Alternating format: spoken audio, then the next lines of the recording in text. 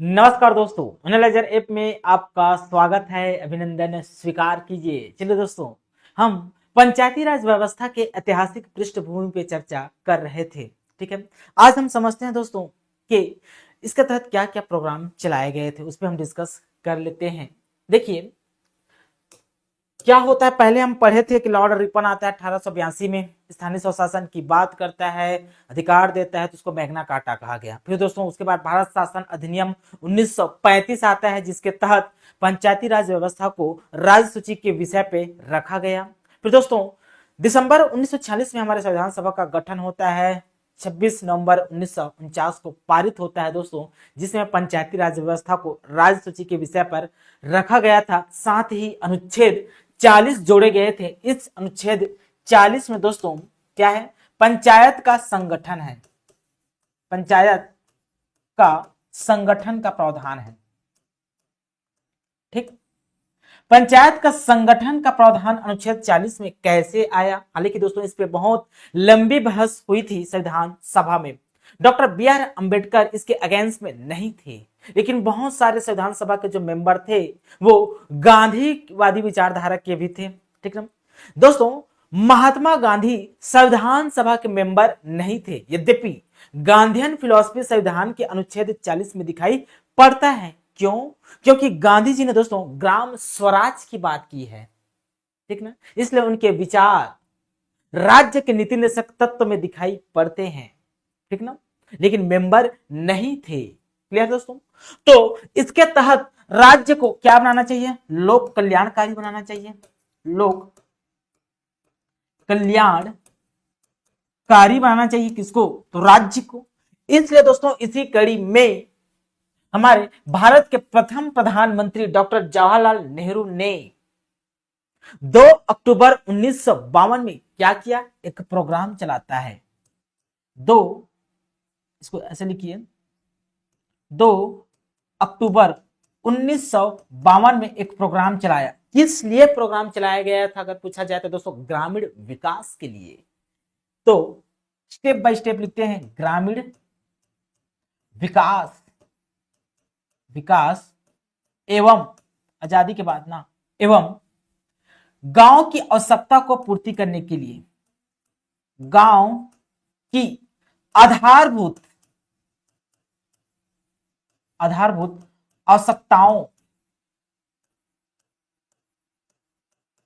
आवश्यकताओं की पूर्ति के लिए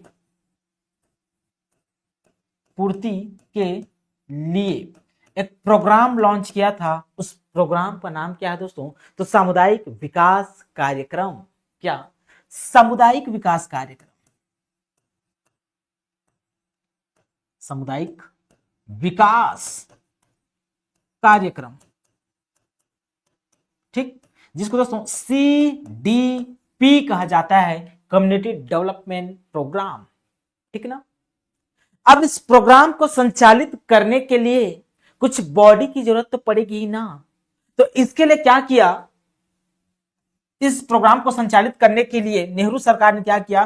फिर से 2 अक्टूबर 1953 में ना एक और प्रोग्राम लॉन्च करता है दोस्तों, राष्ट्रीय विस्तार सेवा कार्यक्रम। राष्ट्रीय विस्तार सेवा कार्यक्रम, जिसको दोस्तों क्या कहा जाता है? NEP कहा जाता है, नेशनल एक्सटेंशन प्रोग्राम। इस प्रोग्राम के तहत, राष्ट्रीय विस्तार सेवा प्रोग्राम के तहत देश को विकास खंडों में विभाजित किया गया था। ठीक ना, इसके तहत क्या किया गया? देश को विकास खंडों में, ब्लॉक में, खंडों में विभाजित किया गया। ठीक दोस्तों, विकास खंडों में विभाजित करने के लिए क्या किया गया था? तो पॉपुलेशन को आधार बनाया गया था। जी, कैसे आधार बनाया गया था इसको भी हम समझ लेते हैं। देखिए, तो 60,000 पॉपुलेशन पे, मतलब जनसंख्या पर, 60,000 जनसंख्या पर एक विकास खंड होगा, एक विकास खंड होगा। इस विकास खंड का जो प्रमुख होगा, मुखिया होगा दोस्तों, मुखिया होगा, वो विकास अधिकारी होगा, विकास अधिकारी होगा, अधिकारी। अब देखिए कैसे इस प्रोग्राम में नौकरशाह आ गया, नौकरशाही आ गया, इसमें नौकरशाही को इसमें शामिल कर दिया गया इस प्रोग्राम में। जनता की सहभागिता का क्या हो गया, अभाव हो गया। लेकिन प्रोग्राम जनता के लिए है, लेकिन जनता की सहभागिता इसमें सुनिश्चित नहीं है, इसमें नौकरशाही व्याप्त हो गया। ठीक, दूसरा क्या किया, दूसरा किया गया दोस्तों इसमें ग्राम स्तर पर,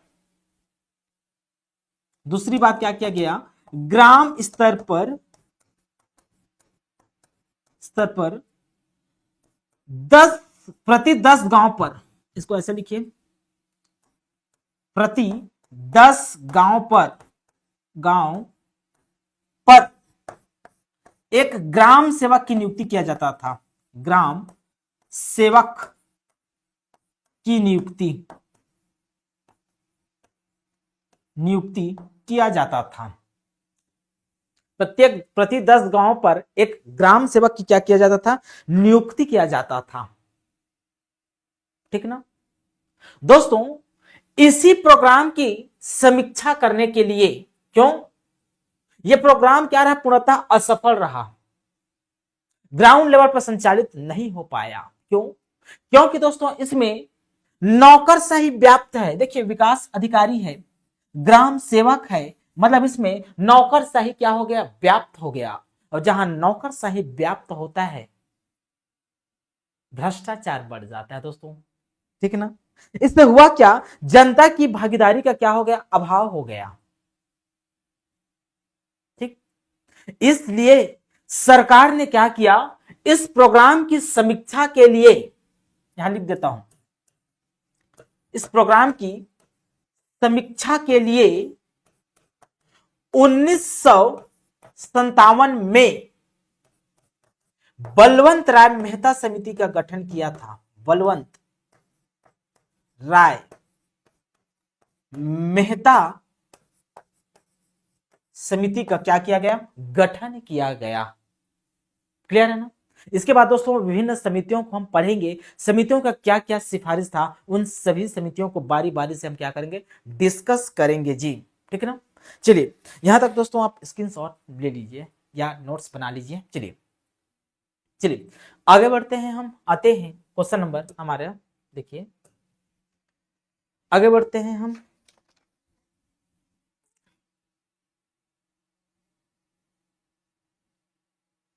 चलिए हमारा जो बलवंत राय मेहता समिति है दोस्तों, इस पे हम डिस्कस करते हैं जी। देखिए ध्यान से समझते हैं इसको। जो बलवंत राय मेहता समिति का गठन को हम पहले समझ लेते हैं कि गठन कब हुआ था। ठीक ना, तो याद रखना, इसका गठन पूछे, गठन पूछे तो याद रखना है दोस्तों, जनवरी 1957 इसका क्या हुआ था, गठन हुआ था। यह आयोग रिपोर्ट कब दिया दोस्तों, रिपोर्ट कब दिया अगर पूछे तो याद रखना है, ये आपका नवंबर 1957 में अपना क्या दिया था, रिपोर्ट दिया था जी। ठीक ना, किस लिए समिति गठन किया गया था, गठित किया गया था, उसका विषय क्या है, अगर विषय पूछे तो याद रखना, विषय जो सीडीपी है, सामुदायिक विकास कार्यक्रम प्लस एनईपी, राष्ट्रीय विस्तार कार्यक्रम, राष्ट्रीय विस्तार सेवा का क्या करना दोस्तों, समीक्षा करने के लिए गठित किया गया था, कि समीक्षा करना, समीक्षा करना इसका क्या था, उद्देश्य था, सामुदायिक विकास कार्यक्रम और राष्ट्रीय विस्तार सेवा का समीक्षा करना। ठीक ना, पंचायत पर गठित समिति नहीं थी, ये याद रखना है, इसका विषय फर्स्ट। ठीक ना, दूसरा ये पंचायत पर गठित समिति नहीं थी, समिति नहीं थी। ठीक, इसको पंचायती राज गठन के लिए इस समिति का गठन नहीं किया गया था। इसका गठन करने का उद्देश्य ही था जो हम प्रोग्राम चला रहे हैं, सामुदायिक विकास कार्यक्रम और राष्ट्रीय विस्तार सेवा, जिसके तहत दोस्तों विकास खंडों को विभाजित किया गया है ना, विकास अधिकारी को अपॉइंट किया गया, वो सही से क्रियान्वयन कर पा रहा है कि नहीं कर पा रहा है, इसी की समीक्षा करने के लिए बलवंत राय मेहता समिति का गठन किया गया था। पंचायती राज पर समिति नहीं बनी थी। क्लियर है ना यहां तक? तो क्या हुआ, यह सिफारिश देता है अपना, सिफारिश रिपोर्ट में सिफारिश क्या क्या दिया था इसको हम समझ लेते हैं। सिफारिश क्या था इनका, तो देखिए पहला सिफारिश आपको समझना है इसका, इस समिति का, कि जो सीडीपी एवं एनईपी है ना, यह पूर्णतः असफल है। जो सीडीपी प्रोग्राम चलाया जा रहा है प्लस जो एनईपी प्रोग्राम चलाया जा रहा है, राष्ट्रीय विकास कार्यक्रम, यह पूर्णतः शब्द का यूज कर रहा हूं, पूर्णतः असफल कार्यक्रम है, असफल कार्यक्रम है जी।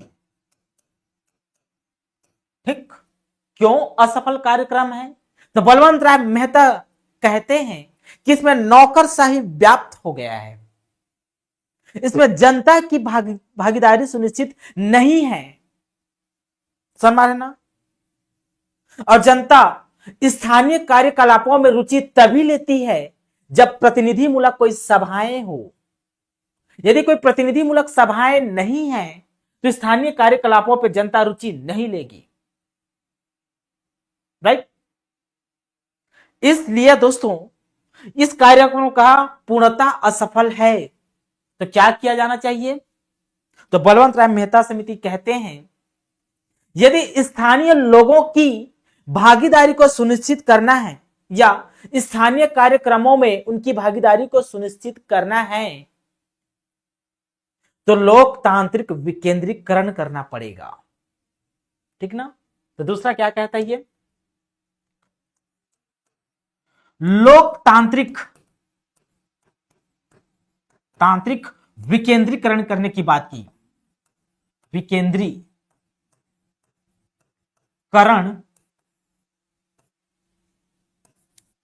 करने की बात कही। ठीक दोस्तों, लोकतांत्रिक विकेंद्रीकरण शब्द का प्रयोग करने वाले पहले व्यक्ति हैं कौन? आपका बलवंत राय मेहता। इसलिए लोकतांत्रिक विकेंद्रीकरण का जनक माना जाता है बलवंत राय मेहता को। मतलब सत्ता का केंद्रीकरण नहीं होना चाहिए, केंद्र सरकार को कुछ अधिकार, कुछ राइट्स दोस्तों और कुछ शक्तियां राज्यों को, स्थानीय स्वशासन को भी देना चाहिए। इसी को कहा जाता है लोकतांत्रिक विकेंद्रीकरण। अर्थात विकेंद्रीकरण में लोकतांत्रिक शब्द जोड़ दिया किसने? तो बलवंत राय मेहता ने। इसलिए लोकतांत्रिक विकेंद्रीकरण का जनक माना जाता है बलवंत राय मेहता को, याद रखना है जी। ठीक है, तो लोकतांत्रिक विकेंद्रीकरण कर देंगे, सरकार कहता है कर देंगे, तो इसके लिए क्या करना पड़ेगा मेहता जी? फिर बलवंत राय मेहता कहता है दोस्तों इसके लिए ना पंचायत का गठन करना पड़ेगा, पंचायत का गठन करना पड़ेगा, ये कहता है कौन? बलवंत राय मेहता। हालांकि ये पंचायत पर गठित समिति नहीं है, लेकिन उसने सिफारिश किया था कि पंचायत होना चाहिए। लेकिन कैसे पंचायत होना चाहिए दोस्तों? ये कहता है 3 स्तर होना चाहिए, पंचायत की 3 स्तर होना चाहिए। क्या क्या स्तर? तो बलवंत राय मेहता कहते हैं कि दोस्तों ग्राम स्तर पर ग्राम पंचायत होना चाहिए, ग्राम पंचायत होना चाहिए।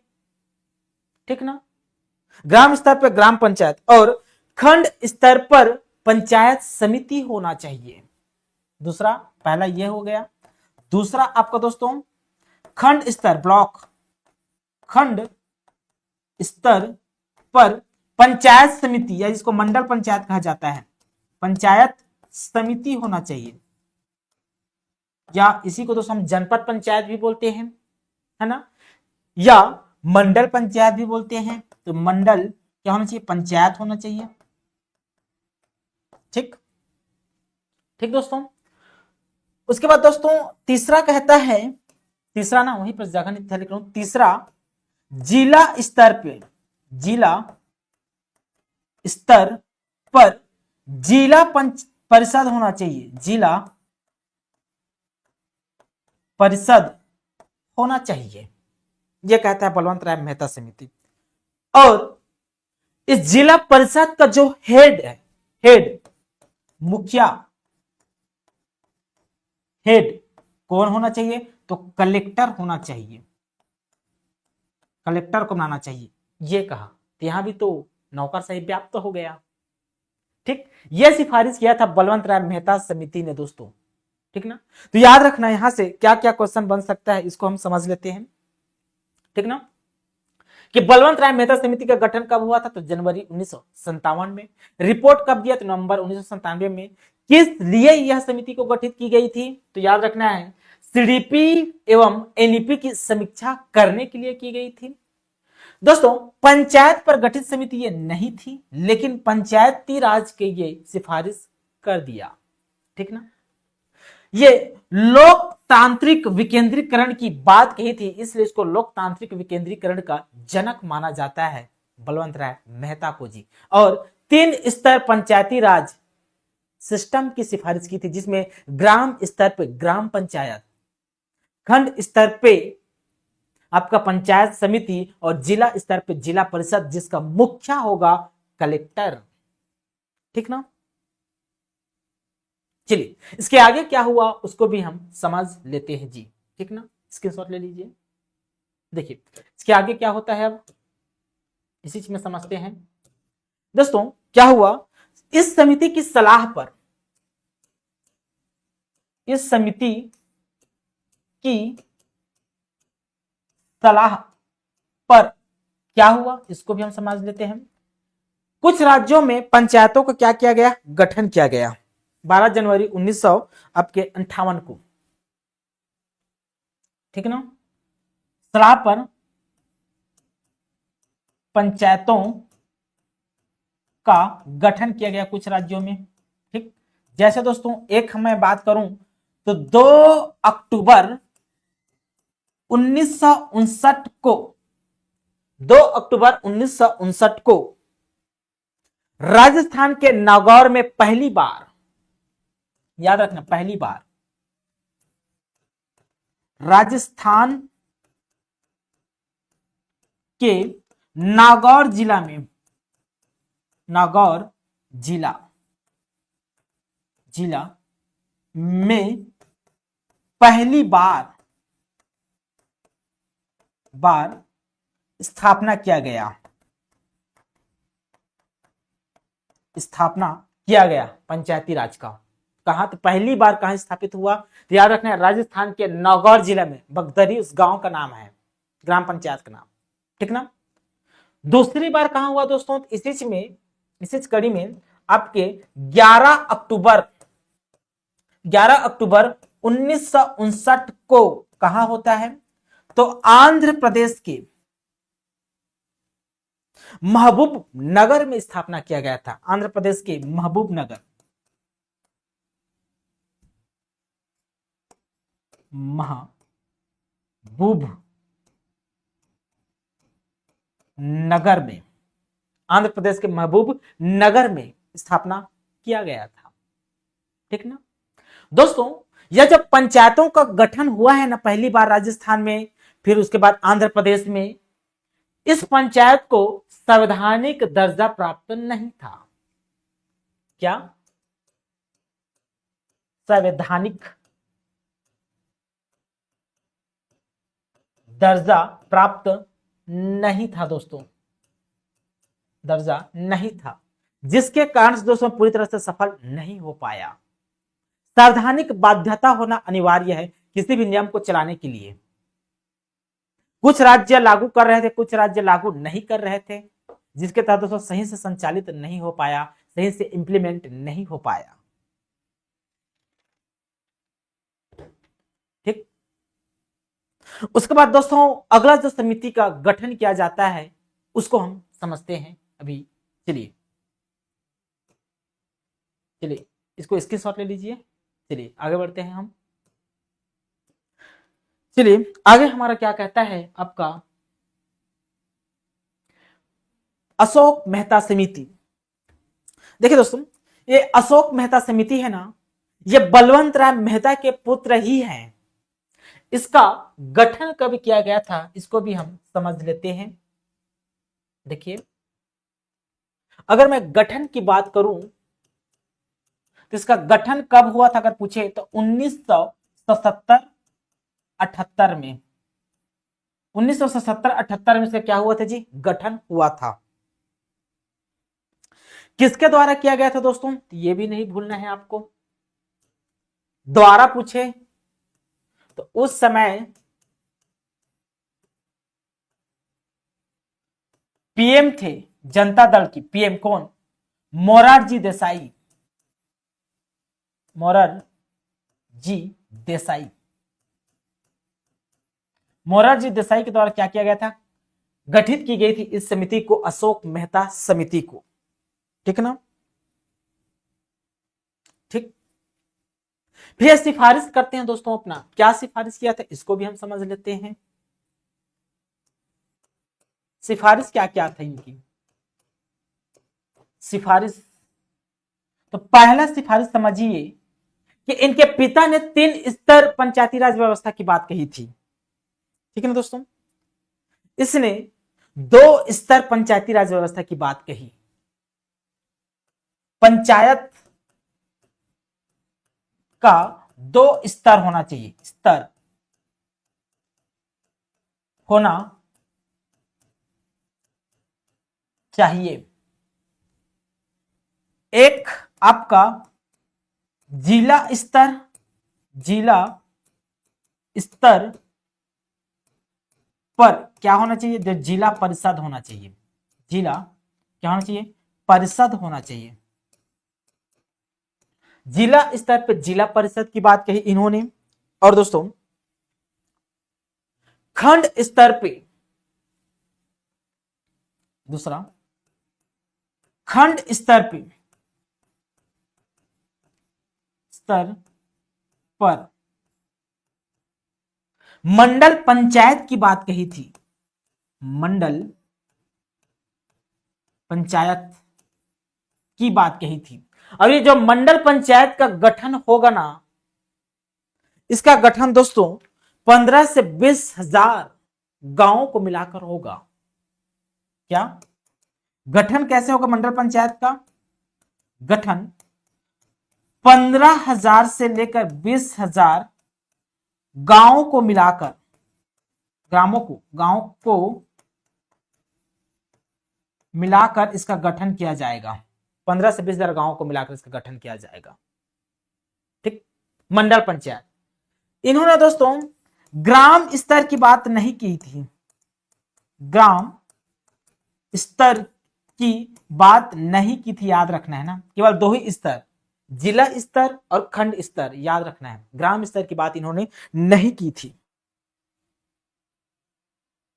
ठीक ना, तीसरा अगला सिफारिश करते हैं, क्या सिफारिश, दूसरा कि ये जो पंचायत का कार्यकाल, पंचायत का जो कार्यकाल है, कार्यकाल वो दोस्तों 4 वर्ष का होना चाहिए, 4 वर्ष का।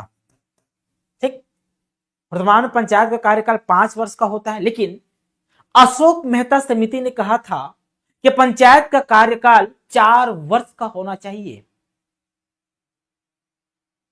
चुनाव कैसे होना चाहिए, तीसरा इन्होंने सिफारिश किया था, यहां लिख देता हूं मैं दोस्तों। तीसरा सिफारिश था चुनाव राजनीतिक दल के आधार पर होना चाहिए, राजनीतिक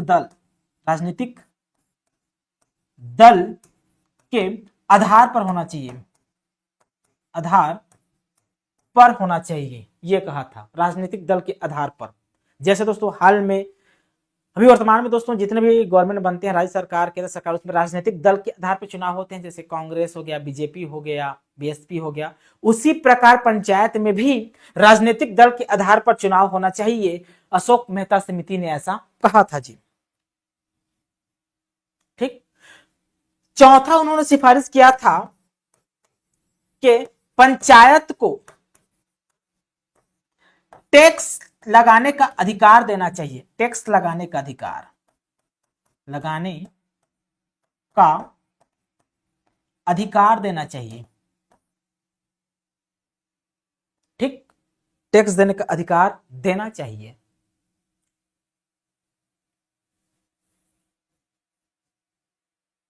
ठीक दोस्तों, इतना सारी इसका सिफारिश थे। वैसे तो इन्होंने सिफारिश दोस्तों कुल 132 सिफारिश दिए थे इन्होंने। कुल कितना, तो कुल याद रखना, इसको भी पूछा जा सकता है। कुल 132 सिफारिश दिया था,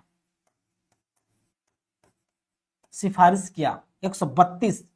सबसे बड़ा सिफारिश किसने किया था अगर पूछे दोस्तों, याद रखना है पंचायती राज के विषय में, अशोक मेहता समिति ने किया था। लेकिन बीच में दोस्तों जनता दल की सरकार थी 1978 में, आपको पता है मोरारजी देसाई प्रधानमंत्री हुआ करते थे। सरकार गिर जाती है, सिफारिश को अस्वीकार कर दिया गया। ठीक है ना, सिफारिश क्या हो गया, अस्वीकार हो गया। फिर क्या होता है दोस्तों, कुछ भी समझ लेते हैं और इसके तहत इतना तक स्क्रीनशॉट ले लीजिए। देखिए फिर क्या होता है, अशोक मेहता के सिफारिश को कुछ राज्यों ने माना था, कुछ हद तक इसको लागू किया गया था। इसके सिफारिश को लागू, इसके सिफारिश के आधार पर लागू, आधार पर लागू कहां कहां हुआ था दोस्तों, तो याद रखना है आपका। एक आंध्र प्रदेश में लागू हुआ, पहले से आंध्र प्रदेश में हो गया है, लेकिन इसके सिफारिश के आधार पर आंध्र प्रदेश में लागू किया गया, सुधार किया गया। दूसरा आपके दोस्तों कर्नाटक में किया गया, कर्नाटक में भी किया गया। तीसरा आपके दोस्तों पश्चिम बंगाल में भी कुछ हद तक लागू किया गया।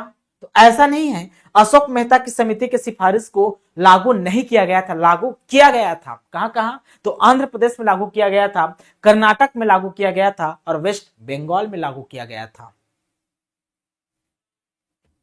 क्लियर, चलिए आगे बढ़ते हैं दोस्तों हमारे अगले समिति पर। अगला समिति का रिपोर्ट क्या है उसको, इस रिपोर्ट में दोस्तों इतना सिफारिश से ज्यादा आपको नहीं पढ़ना है, ये इतना ही इंपॉर्टेंट है, महत्वपूर्ण है। वैसे तो सिफारिश बहुत सारे होते हैं, लेकिन सारा चीज कचड़ा हो जाएगा आपको, समझ। जो इंपॉर्टेंट है, मुख्य तथ्य है दोस्तों, उसी को पढ़ा जाता है। ठीक है जी, चलिए आगे बढ़ते हैं। हम आते हैं क्वेश्चन बोल रहा हूं मैं अभी, समिति नंबर 3 पे। देखिए थर्ड समिति हमारा जो बना था, जीवीके राव समिति। जीवीके राव समिति का गठन कब हुआ था दोस्तों, अगर पूछे तो याद रखना है 1985 में। गठन पूछे तो याद रखना है कब हुआ था, 1985 में हुआ था जी इसका गठन। ठीक है ना, इसका पर्पस क्या था, समिति का गठन करने का उद्देश्य क्या था, इसका विषय क्या था, तो ग्रामीण विकास एवं गरीबी उन्मूलन की समीक्षा करना। विषय यही लिख देता हूं ब्लैक में ही। इस समिति का विषय क्या था, पर्पस या उद्देश्य भी लिख सकते हैं। विषय था ग्रामीण विकास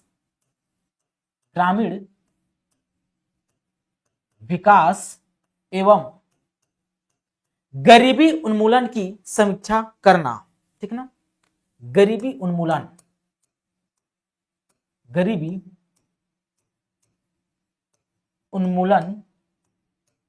की समीक्षा करना,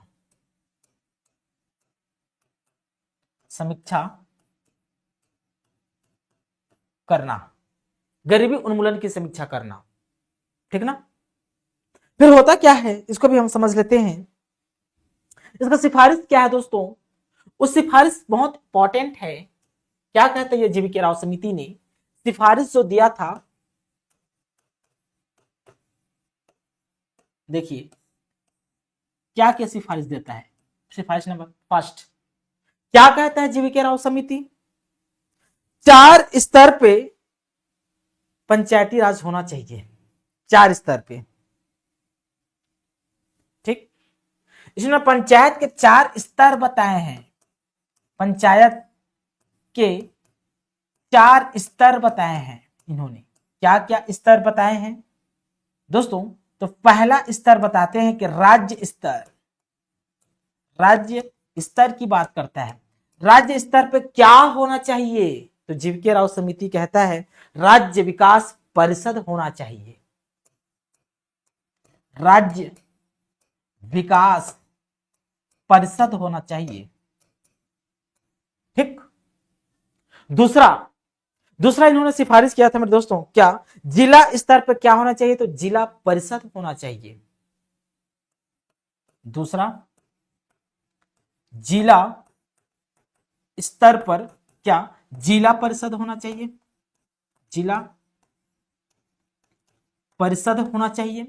फिर दोस्तों एक खंड स्तर की भी बात करता है, खंड स्तर, खंड स्तर पे क्या होना चाहिए? तो जीवीके राव समिति कहता है दोस्तों पंचायत समिति होना चाहिए। ठीक ना, पंचायत समिति, जिसको मंडल समिति भी कहा जाता है, मंडल पंचायत भी कहा जाता है। ठीक, फोर्थ, ग्राम स्तर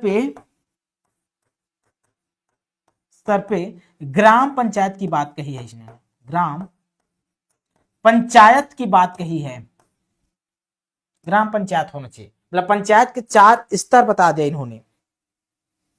ठीक, और नियमित चुनाव होना चाहिए, नियमित चुनाव 5 वर्ष में होना चाहिए।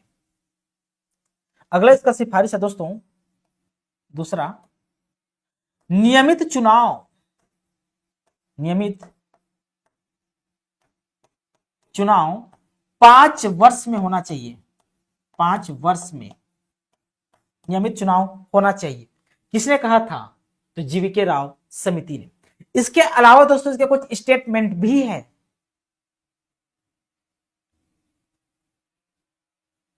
क्या इसमें स्टेटमेंट है इनके? वो स्टेटमेंट आपसे पूछा जा सकता है, याद रखना है।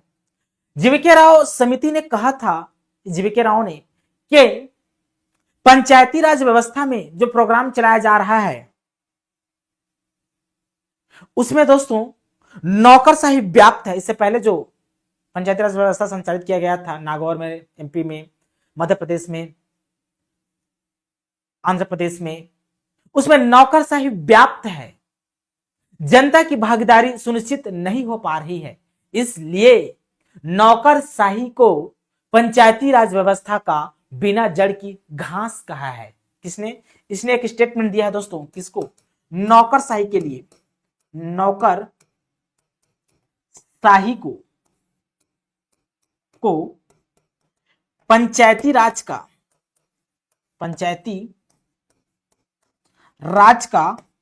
बिना जड़ की घास कहा है, बिना जड़ की घास कहा है। ठीक, तो याद रखना दोस्तों, जीवीके राव समिति ने नौकरशाही को पंचायती राज का बिना जड़ की घास कहा है। इतना स्क्रीनशॉट आप ले लीजिए। फिर आगे बढ़ते हैं हम। चलिए देखिए दोस्तों, आगे हम आते हैं। आगे हमारा जो अगला समिति है वो क्या है, इसको हम डिस्कस कर लेते हैं। एलएम सिंघवी समिति। ठीक है ना, एलएम सिंघवी समिति का गठन कब किया गया था? अगर ये पूछे दोस्तों तो याद रखना है इसका गठन होता है कब? गठन 1986 में हुआ था, 1986 में। ठीक ना, इसका विषय क्या था दोस्तों? तो पंचायती राज संस्थाओं का पुनरुद्धार करना। तो विषय क्या था? विषय पंचायती राज संस्थाओं का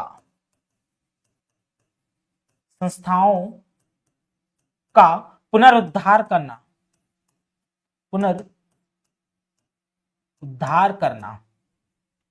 ठीक ना, जब पंचायती राज संस्था दोस्तों उसको रिकंस्ट्रक्ट करना, उनके इंफ्रास्ट्रक्चर को बदलाव करना ताकि सही से इंप्लीमेंट कर सके, इसका विषय था।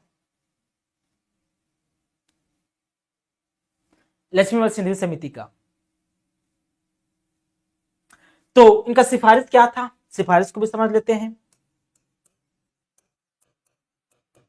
सिफारिश, सिफारिश के कड़ी में हम पहला सिफारिश पढ़ते हैं दोस्तों। इन्होंने समझ लिया था कि भाई इतनी समय से हम पंचायती राज व्यवस्था चला रहे हैं 1959 से, ठीक है ना, लेकिन सही से इंप्लीमेंट नहीं हो पा रहे, कोई राज्य लागू कर पा रहे हैं, कोई राज्य लागू नहीं कर पा रहे हैं। इसका सीधा मतलब यह है कि इसमें संवैधानिक बाध्यता नहीं है। इसलिए एलएम सिंधवी समिति कहते हैं कि पंचायती राज व्यवस्था को संवैधानिक दर्जा दिया जाना चाहिए, तब सही से इंप्लीमेंट हो पाएगा, ठीक ना। तो पहली बार संवैधानिक दर्जा देने की बात कही, इसमें लिखता हूं संवैधानिक दर्जा देने की बात कही, दर्जा देना चाहिए।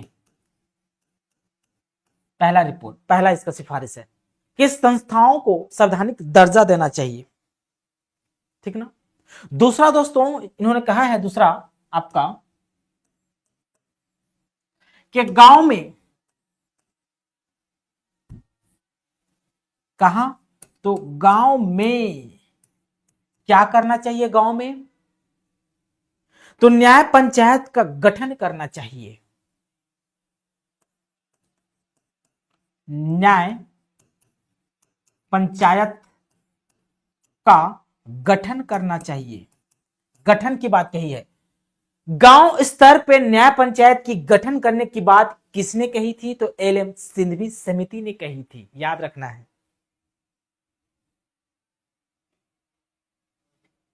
ठीक। और दोस्तों इसने कहा था तीसरा कि ग्राम सभा को महत्वपूर्ण संस्था बनाना चाहिए, ग्राम सभा को महत्वपूर्ण संस्था बनाना चाहिए, महत्वपूर्ण संस्था बनाना चाहिए, संस्था बनाना चाहिए, किसको, ग्राम सभा को, ठीक। और गांव का पुनर्गठन करना चाहिए, तीसरा सिफारिश था इनका, गांव का, चौथा गांव का पुनर्गठन करना चाहिए, गांव का पुनर्गठन, पुनर्गठन करने की आवश्यकता है। इतनी सारी चीजें दोस्तों सिफारिश है आपके एलएम सिंधवी समिति का, ठीक ना। दोस्तों स्क्रीनशॉट ले लीजिए, फिर आगे हम जो समिति है उसके बारे में डिस्कस करेंगे जी। चलिए स्क्रीनशॉट ले लीजिए, फिर आगे हम डिस्कस करते हैं इसका अगले समिति के बारे में। चलिए पीके थुंगन समिति के बारे में हम पढ़ते हैं। पीके थुंगन समिति का गठन कब हुआ था इसको भी हम समझ लेते हैं, ठीक ना। अगर आपसे कोई पूछा दोस्तों इसका गठन कब हुआ था, गठन, तो याद रखना इसका गठन हुआ था 1988 में। 1988 में पीके थुंगन समिति का क्या किया गया था, गठन किया गया था। यह संसद की सलाहकारी समिति की उप समिति थी, यह संसद की सलाहकारी समिति की उप समिति थी, उप समिति थी, ठीक है ना। संसद की सलाहकारी समिति होता है, उसकी उप समिति थी कौन, पीके थुंगन समिति,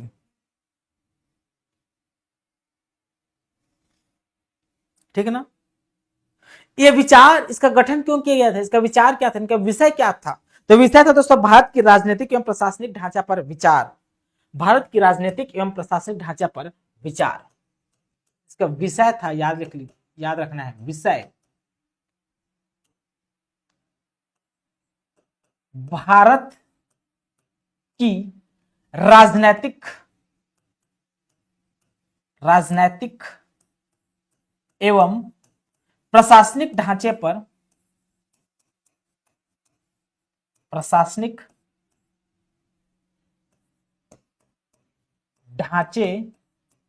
पर विचार करना इनका विषय था कि हमारा जो राजनीतिक ढांचा है या हमारा जो प्रशासनिक ढांचा है वो कैसा होना चाहिए, इस पर विचार करने के लिए, समीक्षा करने के लिए दोस्तों पीके थुंगन समिति का गठन किया गया था। ठीक है ना। ये समिति का सिफारिश क्या था, सिफारिश को भी हम समझ लेते हैं। सिफारिश था दोस्तों पहला कि इस पंचायती राज व्यवस्था को संवैधानिक दर्जा देना चाहिए, तो इन्होंने भी संवैधानिक दर्जा की बात कही है, संवैधानिक दर्जा की बात कही। दूसरा दोस्तों नियमित चुनाव होना चाहिए, नियमित चुनाव की बात कही। कितने वर्षों में, 5 वर्ष में नियमित चुनाव होना चाहिए। उसके बाद दोस्तों चुनाव में महिला आरक्षण की बात कही थी, याद रखना है। थर्ड, चुनाव में क्या होना चाहिए, महिला आरक्षण की बात कही थी इन्होंने। महिला पूछा जाएगा महिला आरक्षण की बात कौन सी समिति ने कही थी, तो याद रखना है पीके थुंगन समिति ने कही थी। ठीक है जी। और राज्य वित्त आयोग का गठन करना चाहिए, इसका चौथा सिफारिश था दोस्तों राज्य वित्त आयोग का गठन। ठीक, इतने सारी चीजें सिफारिश थी पीके थुंगन समिति की। ठीक, कुछ सिफारिश को स्वीकार किया गया, कुछ सिफारिश को स्वीकार नहीं किया गया। पीके थुंगन समिति के सिफारिश के आधार पर ही 64 संविधान संशोधन हुआ था। इसी के आधार पर दोस्तों 64वां संविधान संशोधन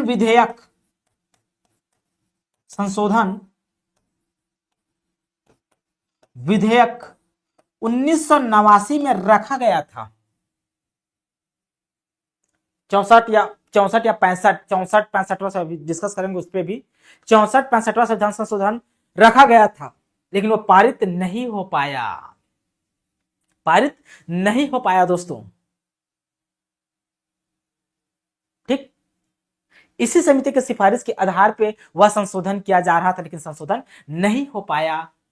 लोकसभा में तो पास हो गया था, लेकिन दोस्तों राज्यसभा में पास नहीं हो पाया। उस पर डिस्कस करेंगे विस्तार से नेक्स्ट वीडियो पे। ठीक ना। चलिए समझते हैं दोस्तों हमारे अगले समिति पे, जो बहुत ही इंपॉर्टेंट समिति है। चलिए डिस्कस करते हैं उस पे।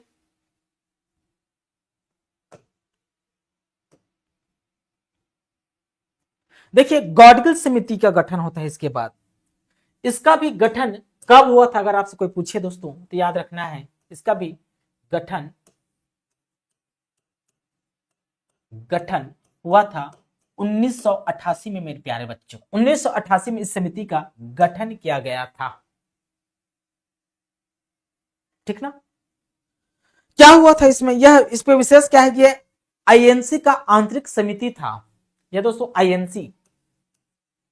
दूसरी बात इसको विशेष याद रखना है कि यह आईएनसी,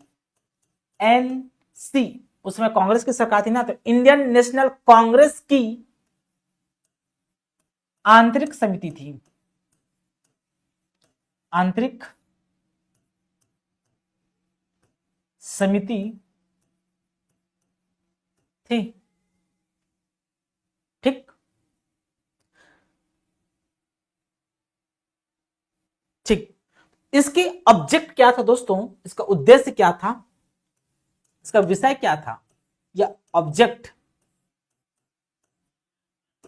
पीके थुंगन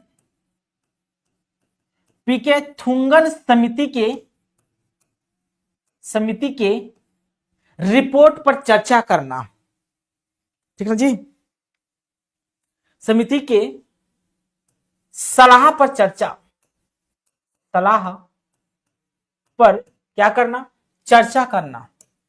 इससे पहले हम पीके थुंगन समिति पढ़े, पिंगन थुंगन समिति ने क्या सलाह दिया था, उस सलाह की चर्चा करने के लिए कांग्रेस ने एक आंतरिक समिति का गठन किया जिसका नाम था गॉडगिल समिति।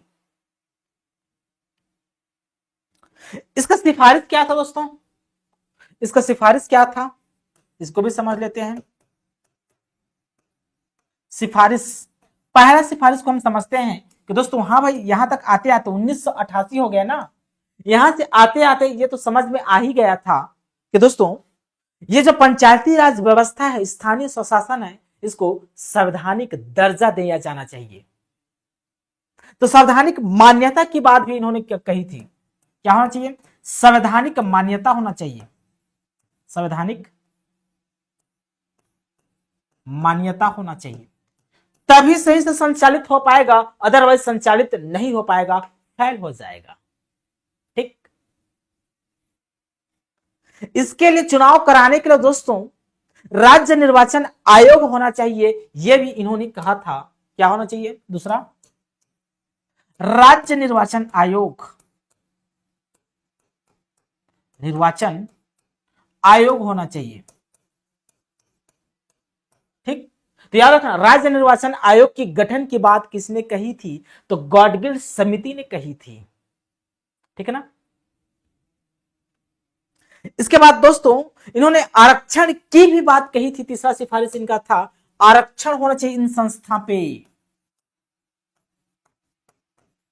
क्या होना चाहिए, आरक्षण होना चाहिए। किसके किसके लिए आरक्षण होना चाहिए, तो दोस्तों इसको अच्छे से लिखना, एससी के लिए आरक्षण हो, एसटी के लिए आरक्षण हो, और महिला के लिए भी क्या होना चाहिए दोस्तों, आरक्षण होना चाहिए। महिला के लिए क्या होना चाहिए, आरक्षण होना चाहिए।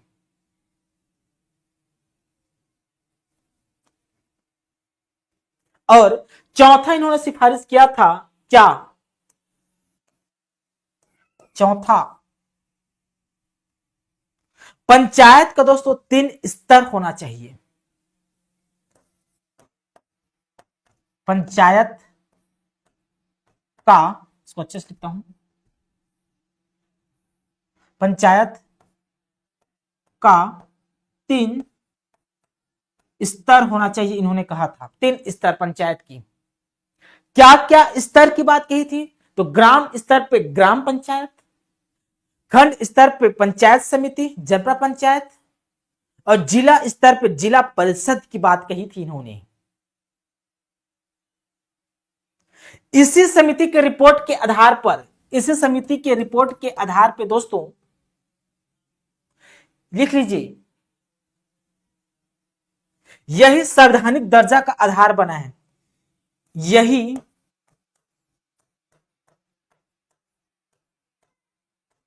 संवैधानिक दर्जा का आधार बना, अर्थात गॉडगिल समिति के सलाह पर या इसके रिपोर्ट के आधार पर क्या होता है दोस्तों, तो इसको अच्छे अक्षर से लिखिए आप, क्या 73वां संविधान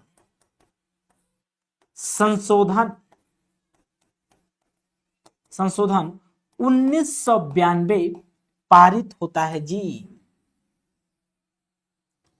ठीक, इसी समिति की रिपोर्ट के आधार पर, सलाह के आधार पर। ठीक ना। चलो दोस्तों, आशा करता हूं बहुत ही अच्छा लगा होगा क्लास।